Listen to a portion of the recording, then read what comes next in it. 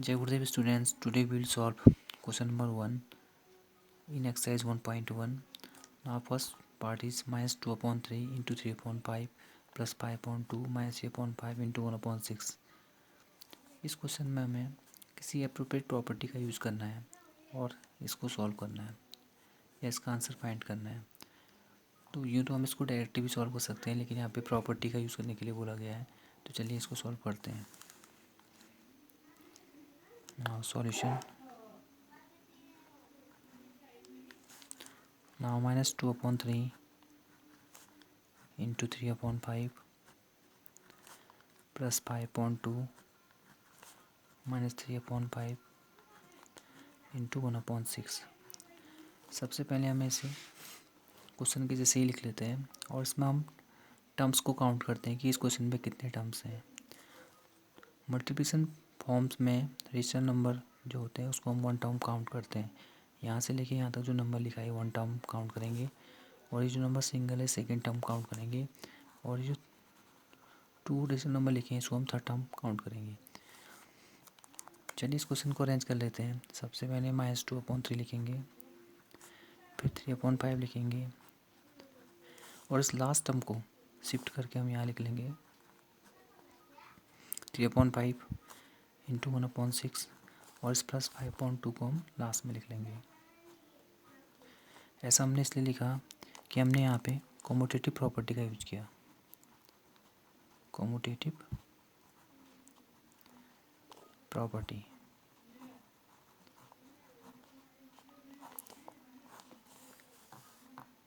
Suppose ये हमारा ए और ये बी है, तो हमने इसको चेंज करके बी को पहले लिख दिया और ए को बाद में लिख दिया। तो according to commutative property A into B is equal to B into A होता है। तो हमें इस तरह से बी इंटू ए, यानी कि हमने नंबर को इस तरह से अरेंज करके यहाँ पे लिखा है, तो इसलिए हमने यहाँ पे कॉम्यूटेटिव प्रॉपर्टी का यूज़ किया। अब इस क्वेश्चन में हमारे पास यहाँ पे 3/5 कॉमन है, यहाँ पे भी 3/5 है और यहाँ पे भी 3/5 है, तो इसलिए हम इसको 3/5 को यहाँ पे कॉमन ले लेंगे, और जो नंबर बैलेंस है उसको 3/5 को हम वन टाइम लिखेंगे यहाँ पे। तो -2/3 आपका ब्रैकेट के अंदर आएगा, सेकेंड यहाँ पे माइनस का साइन आएगा, और यहाँ पे 1/6 आ जाएगा। अब लास्ट में हम यहाँ +5/2 को एज इट इज़ लिख लेंगे। ऐसा हमने इसलिए लिखा क्योंकि ये डिस्ट्रीब्यूटिव प्रॉपर्टी है। Distributive property. According to the distributive property A into B plus C जो होता है आपका ए बी प्लस ए सी होता है। तो यहाँ पे भी कुछ ऐसा ही था कि आपका एक नंबर कॉमन था, जैसे यहाँ पे ए कॉमन है तो हमने बी प्लस सी को इनसाइड लिख दिया। तो हम डिस्ट्रीब्यूटिव प्रॉपर्टी का फॉलो किया यहाँ पे। चलिए इसको सॉल्व करते हैं। 3/5 एज इट इज आएगा, और यहाँ पे 3 और 6 का हम एलसीएम लेंगे, तो यहाँ पे लाइन ट्रैक करेंगे। 3x6 का एलसीएम जो होता है 6 होता है। अब इसके बाद हम क्या करेंगे, यहाँ पे 6 कितने टाइम्स 3 से डिवाइड होता है, तो 6 जो होता है आपका 2 टाइम्स 3 से डिवाइड होता है, तो इसलिए हम -2 को 2 से मल्टीप्लाई करेंगे। -2 2 जा 4 आ जाएगा, और 6 से 6 डिवाइड 1 टाइम्स होता है, तो इसलिए हम 1 को 1 से इंटू कर लेंगे, तो 1 आ जाएगा, और ब्रैकेट क्लोज कर देंगे, और +5/2 आपका एज इट इज आ जाएगा। आप चाहें तो 3 और 6 का एलसीएम कॉलम मेथड से भी फाइंड कर सकते हैं। नाउ 2 3 जा 6 एंड 3 का 3 एज इट इज रहेगा यहाँ पे।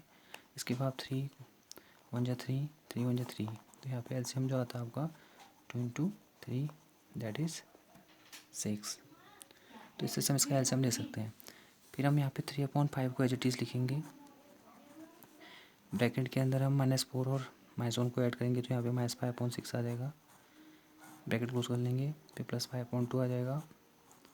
अब यहाँ पे हम 3/5 को एज इट इज़ लिखेंगे। ब्रैकेट ओपन करेंगे तो यहाँ पे इंटू का साइन आ जाएगा, -5/6 आएगा, +5/2 आएगा। 5 से हम -5 को कैंसिल कर सकते हैं, -1 टाइम्स, और 3 से हम 6 को टाइम डिवाइड कर सकते हैं 2 टाइम्स। तो यहाँ पे जो बैलेंस आएगा वह -1/2 और +5/2। इस तरह से यहाँ पे डिनोमिनेटर सेम है तो हम वन लाइन ड्रैग करेंगे, और यहाँ पे 2 आएगा, और -1 + 5 को हम सब्ट्रैक्ट कर लेंगे, तो यहाँ पे जो वैल्यू निकल के आएगी 4/2, 4 को हम 2 से डिवाइड कर लेंगे तो यहाँ पे 2 आ जाएगा। तो इस तरह से इसका आंसर जो आएगा 2 आएगा। In question number first second part we have 2/5 into -3/7 -1/6 into 3/2 plus 1/14 into 2/5। इसको में भी हमें प्रॉपर्टीज़ का यूज़ करना है, उसको सॉल्व करना है। तो सबसे पहले हम इस क्वेश्चन को उतार लेते हैं।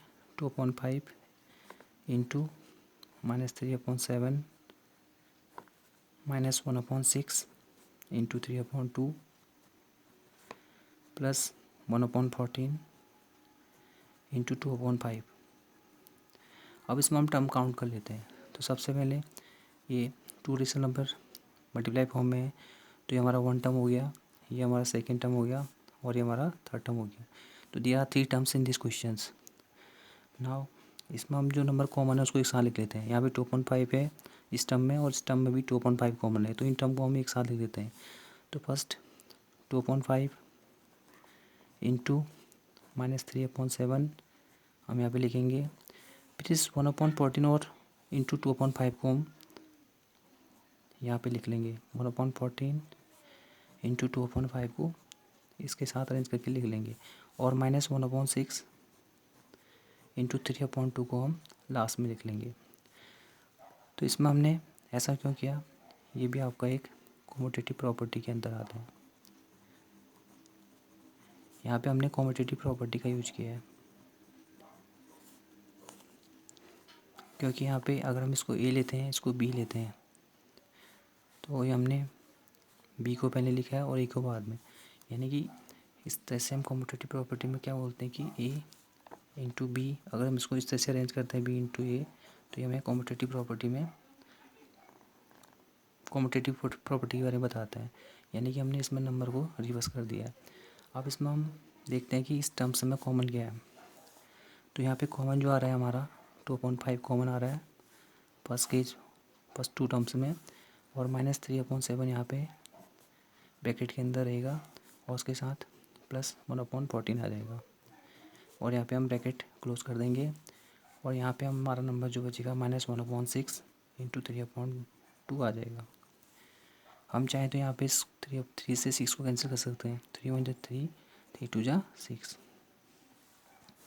नाउ अगेन हम यहाँ पे 2/5 को एज इट इज़ लिखेंगे और 7 और 14 का एलसीएम लेंगे।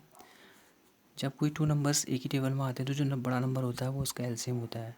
हम इसको कॉलम से भी फाइंड कर सकते हैं, लेकिन हम इसको अगर डायरेक्टली चाहें तो अगर 2 नंबर एक ही टेबल में आते हैं तो जो नंबर बड़ा होता है उसका एलसीएम होता है। तो यहाँ पे 14 एलसीएम आ जाएगा। तो 14 जो होता है 7 से 2 टाइम्स डिवाइड होता है, तो इसलिए हम 3 को 2 से मल्टीप्लाई करेंगे तो यहाँ पे 6 आ जाएगा। 14 1 जा 14 होता है, तो इसलिए 1 को 1 से इंटू करेंगे तो 1 आ जाएगा और ब्रैकेट क्लोज कर देंगे। यहाँ पे हमने पहले इसको कट कर दिया है, तो इसलिए 1 1 जा 1 आएगा और 2 2 जा 4 आएगा। अब ये 2/5 आपका एज इट इज आएगा ब्रैकेट के अंदर -6 प्लस 1, यानी कि 6 से आप 1 को सब्ट्रैक्ट करेंगे तो यहाँ पे आपका -5/14 आ जाएगा, ब्रैकेट क्लोज हो जाएगा, -1/4 हो जाएगा। अब हम यहाँ पे ब्रैकेट हटाएंगे तो यहाँ पे 2/5 पहले 2/5 लिखेंगे एज इट इज़, यहाँ पे इंटू का साइन आएगा और ये -5 रहेगा और ये 14 हो जाएगा और यहाँ पे -1/4 लिखेंगे एज इट इज़। 5 से हमारा 5 कैंसिल हो जाएगा, यहाँ पे -1 आएगा और 2 से 2 1 जा 2, 2 7 जा 14, 1 1 जा 1, तो यहाँ पे हमारा -1 आ जाएगा और -1/7 -1/4 यहाँ पे बैलेंस रहेगा।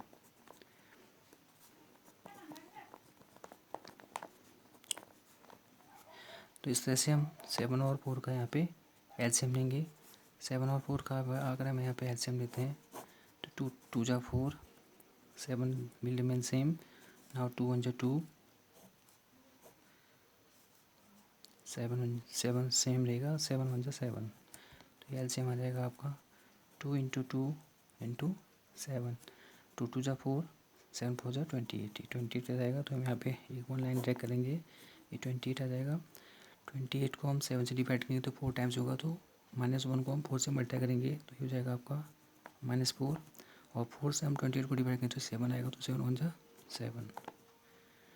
तो जब हम इनको ऐड करेंगे तो ये हमारा आंसर आएगा -11/28। नेक्स्ट वीडियो में हम क्वेश्चन नंबर एक्सरसाइज 1.1 का 2, 3, 4 आपको बताएंगे। Thank you.